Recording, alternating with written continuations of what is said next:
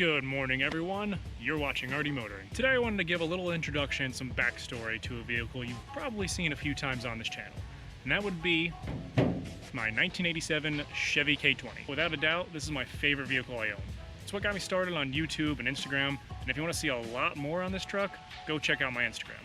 It's also Artie Motoring, so it's not too hard to find. And definitely consider subscribing if you want to see more on this old beaut. This is my 87 square body, and it's a truck that I was on a long hunt for. I looked for about 2 to 3 years before I found what I was looking for, and that was a 3/4 ton, regular cab, long bed, with a 350 and a 4-speed manual. I found this truck being sold down in Virginia, and if you don't know, I'm from New Jersey, so it was about a 6-hour drive. When we got there, it had a few mechanical issues, which I'll get to in a second, but it was a great price, and it wasn't completely rusted out. So I picked it up, brought it home, and started diagnosing some of the issues right away. The two major issues it had were both with the transmission and the motor.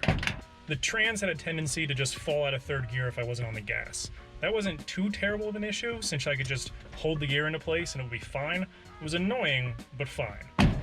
The other issue was low compression in 2 of the cylinders. This would cause the motor to occasionally cough. So essentially, I would lose all power for a very split second, and then it would kick back on once it got past that cylinder, causing the whole truck to do a quick buck. Fast forward a bit in time, and I found a sweet deal on a rebuilt Chevy 350 with a 4-bolt main, and that's what's in the truck now.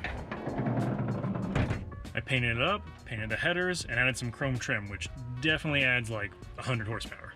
But before we put this in, and I'm sure anyone who has worked heavily on a car can relate, I figured that while the motor was out, we might as well fix some other things while we can get to them. So that turned into new motor mounts, a new flex plate, a new clutch, a clutch fork, stainless steel fuel lines, stainless steel brake lines. Then we figured, might as well fix the trans too. So that was taken out and rebuilt. I also bought the off-road design steering box brace. If you can see it, it's right down here. These frames are notorious for cracking right around here as there's a lot of tension and flex, but that brace completely solves it. I also bought all new polyurethane body mounts from Off-Road Design, as well as their 1-inch body lift. So,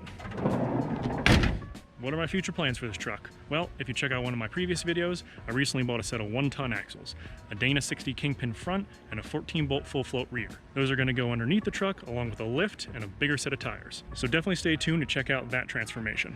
Well, that does it for today. And as always, thanks for checking out the video. Consider subscribing for more truck content. I post a new video every Saturday morning. Take care, guys.